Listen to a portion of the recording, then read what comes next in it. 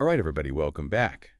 You guys seemed really interested in taking a deep dive into what's going on with Ukraine and like the whole NATO situation Yeah. and how global priorities are kind of shifting and changing. Yeah, for sure. So we found some really interesting excerpts from an article with some statements by the then U.S. Secretary of Defense Pete Hegseth. Oh, yeah, I saw those. Yeah, and some of these are, I mean, they're really interesting, to say the least. And, we thought it would be good to kind of unpack these a bit and see how they could affect the conflict in Ukraine. Right, Like yeah. what they could mean for Europe and also for America's role on the world stage. Like, what does this all mean? Yeah. So, to kind of set the stage here, remember, this is all happening while the war in Ukraine is still raging. Mm-hmm. Hegseth made three pretty big statements. Okay.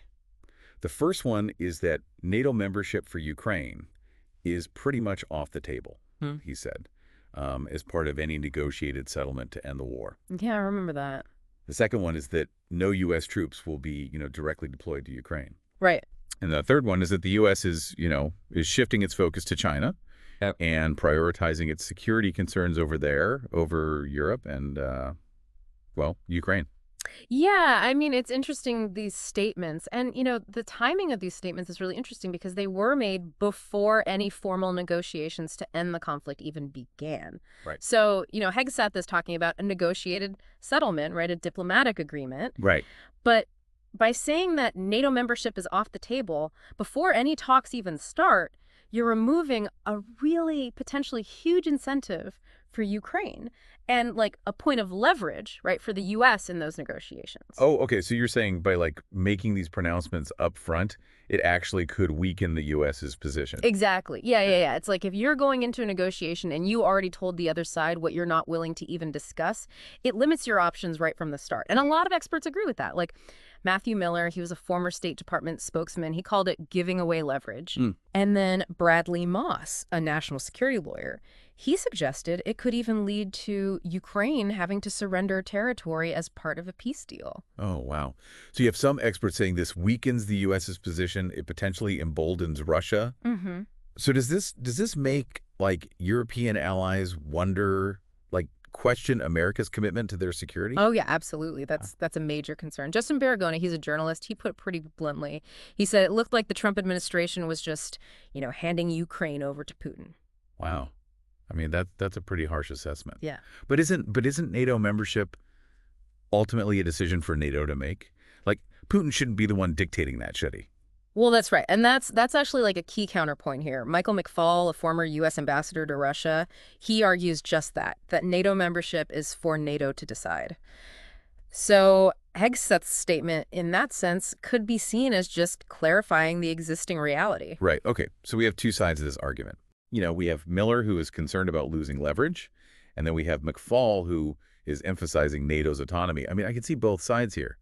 But, like, what about the bigger picture? Like, how might Russia and Putin actually interpret these statements? That's where it gets a little bit tricky. There is a risk that Russia might interpret these statements as a sign of weakness, like a lack of resolve on behalf of the U.S. Yeah, I can see that. And they could see this as a green light, to push harder in the conflict, knowing that the U.S. might be less likely to directly intervene. And what about the impact on European security? Yeah. Like, if the U.S. is signaling that China is now the top priority, Yeah. wouldn't that create like a void in Europe? That other powers might try and fill? Oh, yeah. It definitely raises that possibility. Like Alexander Vindman, a former National Security Council staffer, he sees this as capitulation to Putin. Wow. And he warned that this could embolden him and actually undermine peace efforts. He even went as far as to say it's a blow to U.S. national security. So you're saying this shift in focus towards China, it could actually make the world less stable, not more. That's the debate. Right. Some people, like Anders Osland, he's a pretty well-known economist, he criticizes these statements as just like poor negotiating tactics. Yeah. And he raises concerns about, the U.S.'s reliability as an ally under the Trump administration. But then others might argue that, this is just a necessary like recalibration, a shifting of U.S. foreign policy to address this rising challenge of China. Wow. There's a lot to unpack. Yeah.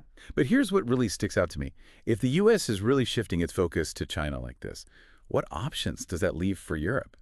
So they need to, like, rethink their defense strategies. Yeah, that's the million-dollar question. It forces us to ask, like, what's the future for NATO? What's the future of transatlantic relationships? Right. If the U.S. is taking a step back, are the European nations going to have to step up? And how might other global powers, like China itself, influence this kind of evolving security landscape? Gosh.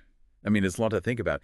It seems like the statements by Hegseth really sparked a debate. Oh, yeah. And there are, valid arguments on both sides. For sure. And, as the situation develops, as it unfolds, it's really important to keep asking these questions and to consider, like, the potential consequences of each move on this, global chessboard. Right. It's a complex situation. Absolutely. With a lot of moving parts. All right, everybody. Thanks for joining us for another deep dive. Until next time. Please, yeah.